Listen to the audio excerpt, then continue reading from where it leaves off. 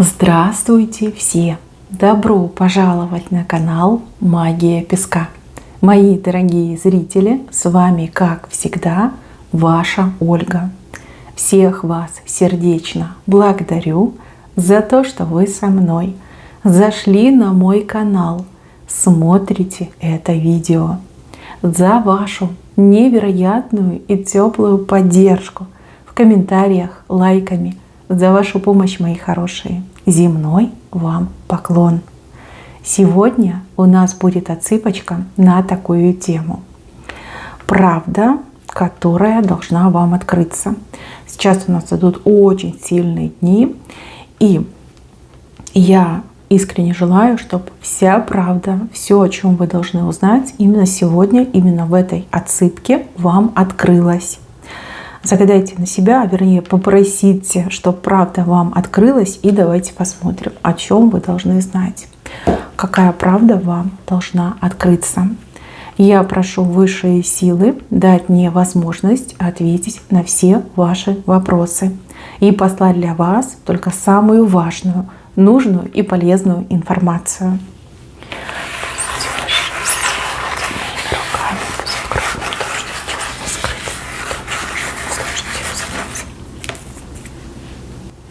Итак, мои хорошие, отсыпка у нас готова. Давайте будем искать правду.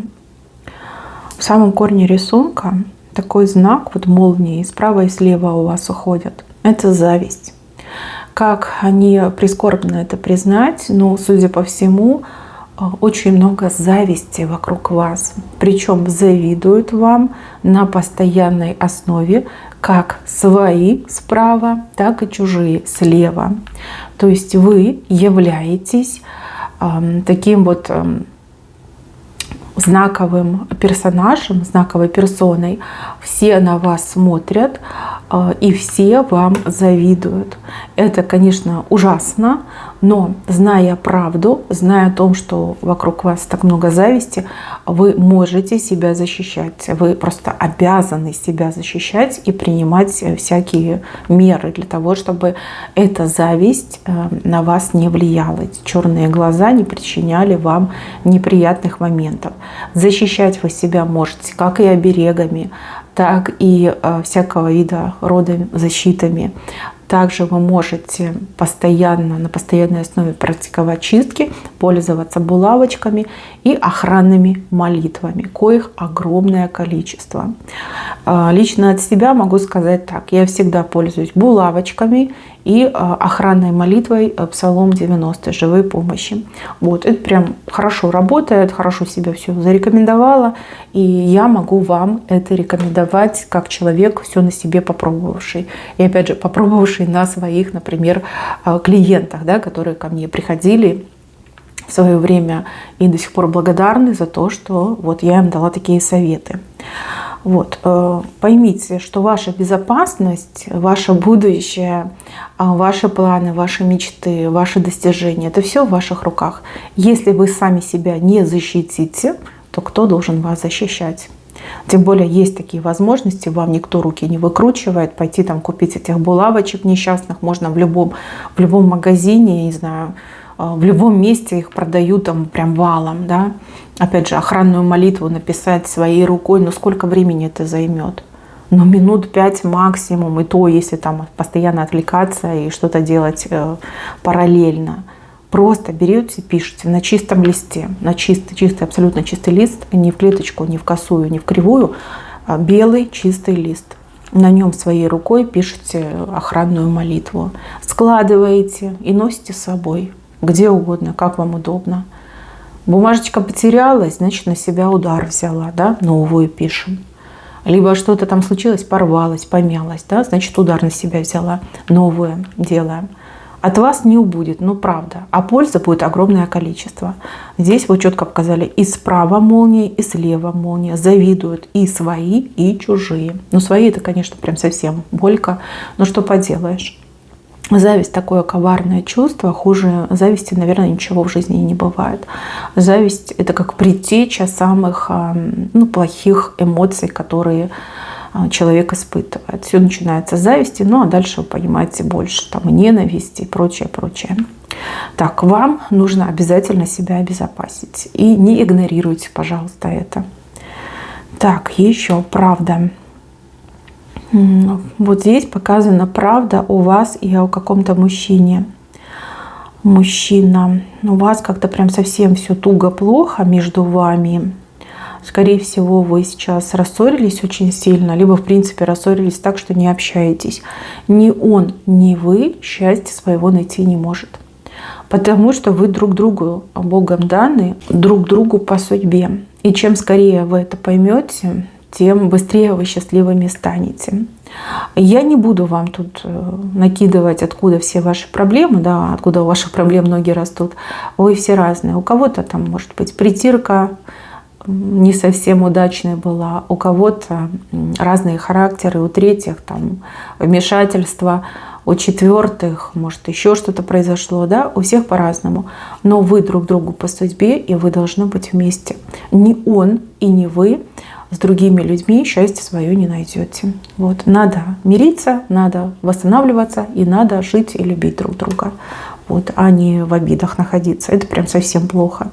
И, кстати, обиды очень сильно влияют на состояние вашего здоровья и на ваш внешний вид.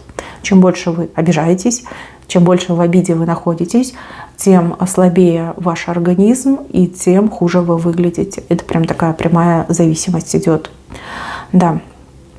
Хотите выглядеть лучше, хотите быть здоровенькими, не обижайтесь ни на кого. Научитесь принимать, прощать, забывать и не думать о плохом. И просто будет поразительный результат. Вот это здесь показано. Вы думаете об этом мужчине, злитесь, мужчина думает о вас, злится, но как? И вместе тяжело, и врозь никак. У вас такая история.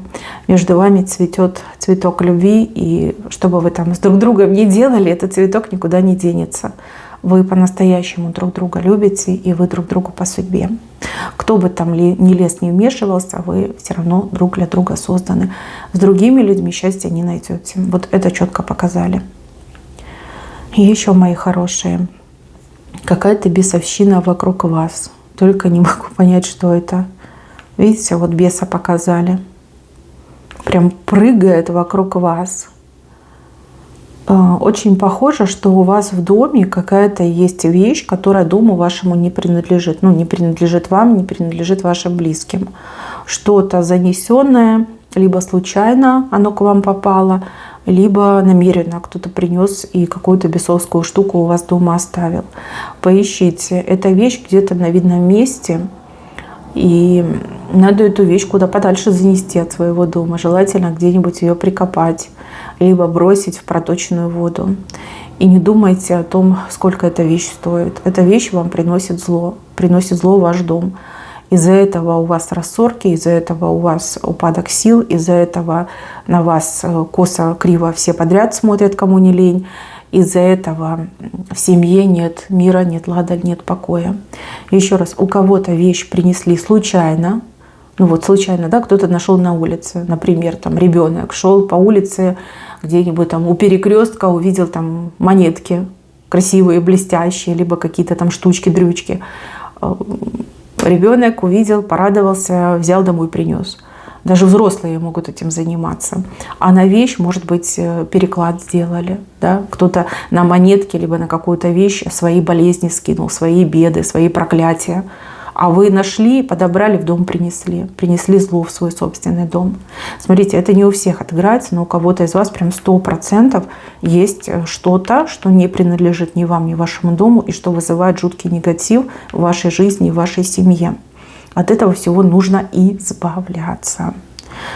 Вот. То же самое. Могли специально вам какую-нибудь там штучку подарить, сказать, вот тебе от доброго сердца, на долгую память. А человек, например, ненавидит вас.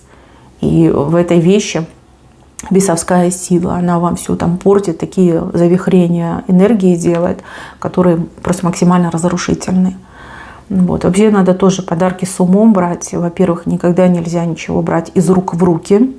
То есть если вам кто-то что-то дает, то просите, чтобы человек сначала положил на любую поверхность, а потом уже вы руками берете. И берите всегда левой рукой, не правой рукой.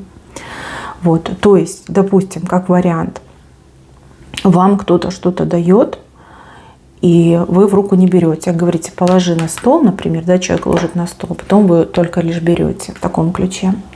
Вот какая-то вещь, она очень сильно фонит и очень много негатива вызывает в вашей жизни. Вот показано что-то небольшое. Небольшое, но яркое, броское, такое, знаете, интересненькое. Ну вот глаз цепляет. Обычно такие бесовские штуки, они так, по такому принципу и делаются.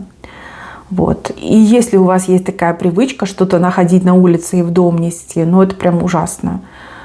Поскорее с собой боритесь, прекращайте этим заниматься, потому что можете нанести в свой дом столько бед, что потом караул кричи.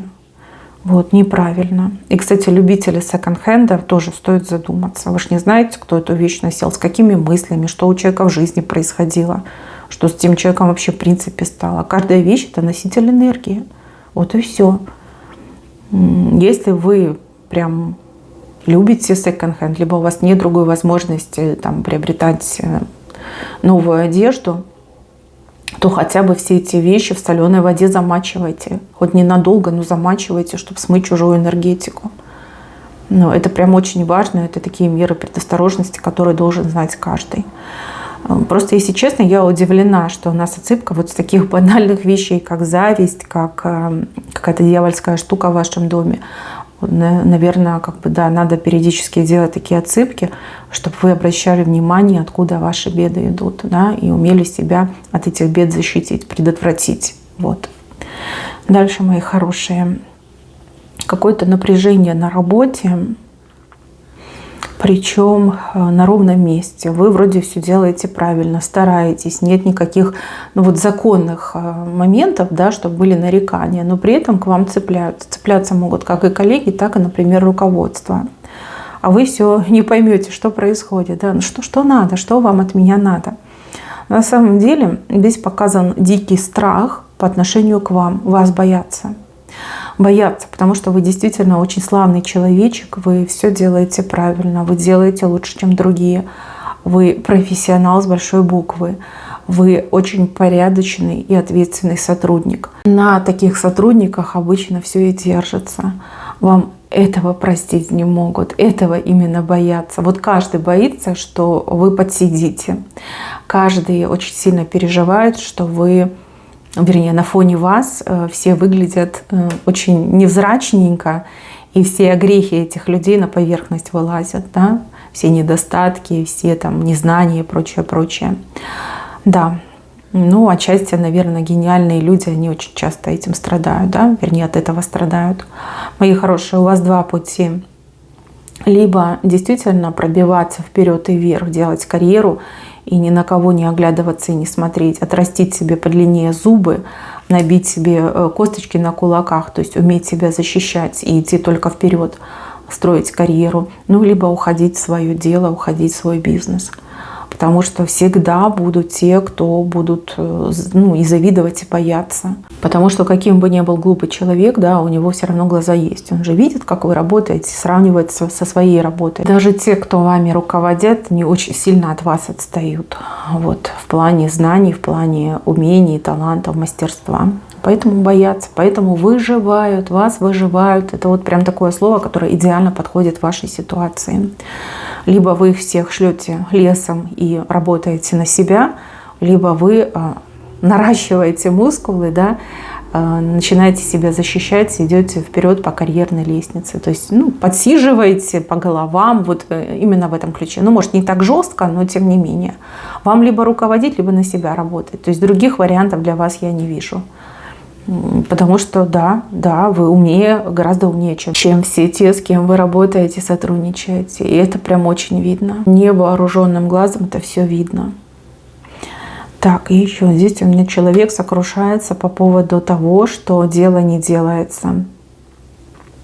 Тут уже больше похоже, что вы чем-то своим занимаетесь, причем Либо недавно начали заниматься, либо какое-то время занимаетесь, а результата желанного вы не получаете. Ну, здесь, скорее всего, речь идет о том, что вы, возможно, не совсем своим занимаетесь, либо занимаетесь не на все 100 выкладываетесь. Может быть, вас что-то отвлекает, может быть, недостаточно времени уделяете своему занятию. Показано, что нужно вот именно разобраться во всех деталях. Да? Может, правда, вам нужно заниматься чем-то другим.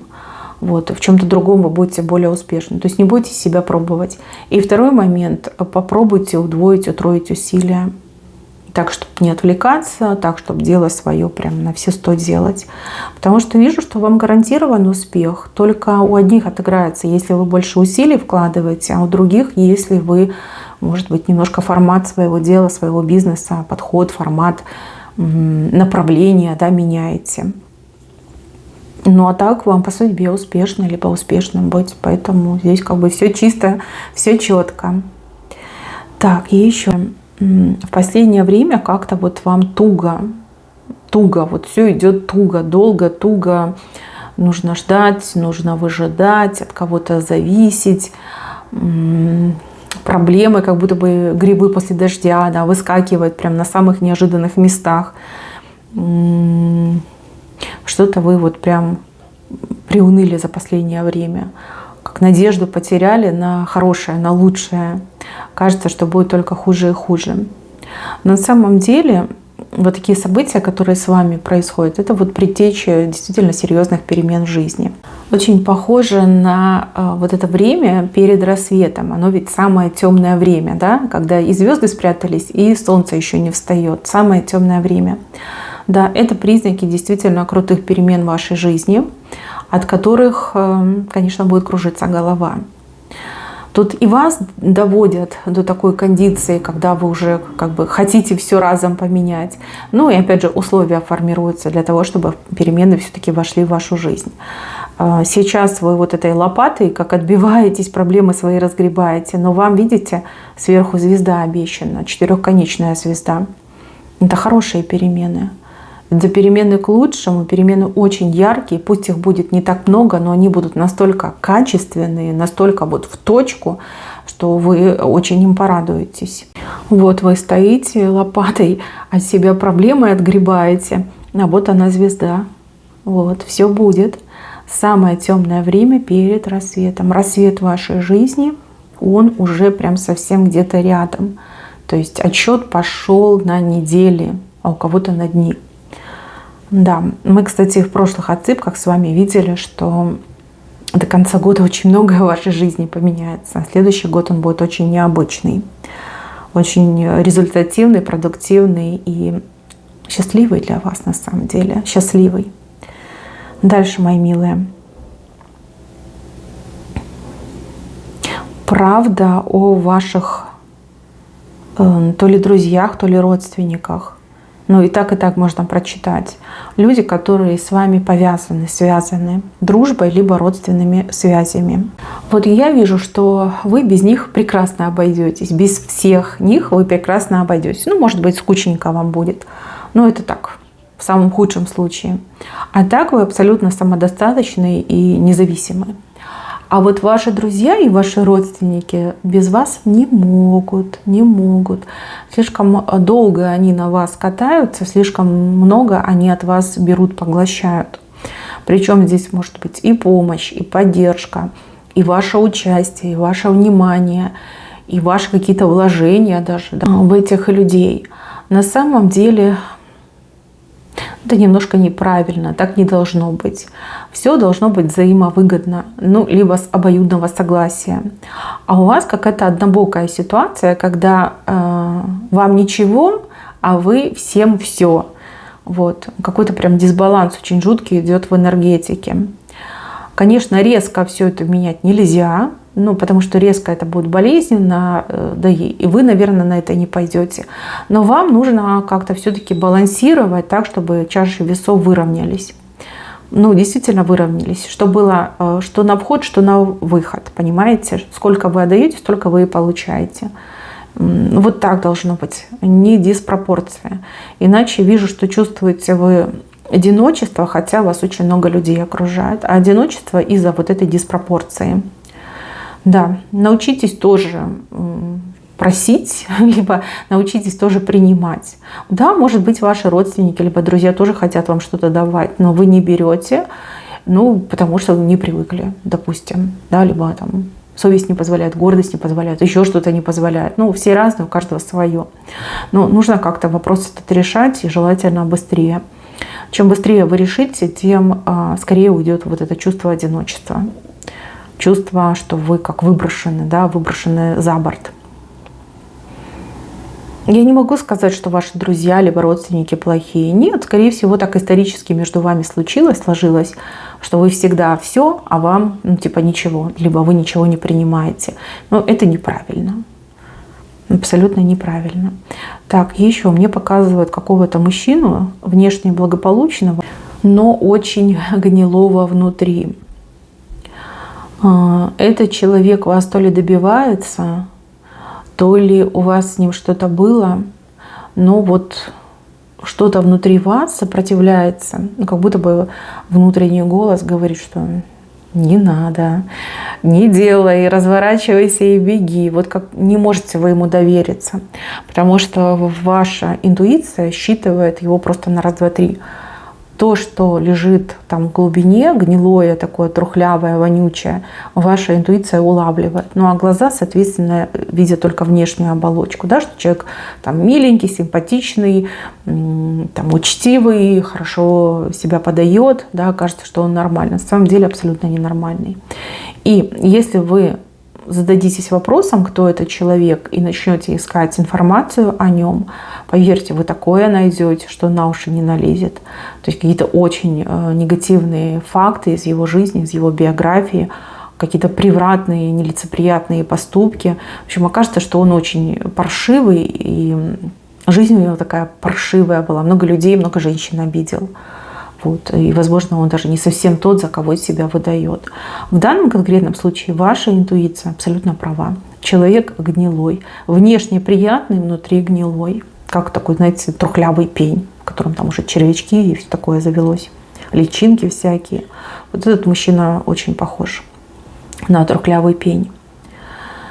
Так, показано мне, что вы каких-то женщин затмеваете. Женщина-женщин, мужчина-мужчин. Но здесь больше, наверное, про внешние данные. Может быть, вы к себе достаточно критично относитесь и не видите, насколько вы хороши, насколько вы красивы. Но вижу, что затмеваете. И это очень бросается со стороны в глаза. Дальше показывают, что у вас очень такой крутой, сильный стержень. Вы очень сильны прежде духом, верой. И вас просто невозможно сломать. Иногда это вам очень в жизни помогает держать удар, например, удар судьбы, удар каких-то неприятелей. Но иногда вам это мешает. Потому что в какие-то моменты вы становитесь невероятно, непримиримо упрямым человеком. И вас невозможно ни в чем не убедить, не переубедить, не даже что-то вам, я не знаю, там сказать, объяснить, передать.